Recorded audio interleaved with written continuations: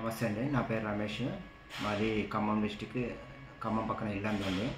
నేను ఫస్ట్ డిసెంబర్లో యశోద హాస్పిటల్లో లేజర్ సర్జరీ చేయించుకున్నా ఫిస్టులా గురించి. 3 months చాలా సఫర్ అయినా మళ్ళీ అక్కడ తగ్గకపోతే మన ఖమ్మంలో ఒక శీలం పాపారావు సార్ రిఫర్ చేయడం వల్ల ఇక్కడ ఎండిపి రాజా సార్ దగ్గరికి వచ్చాను.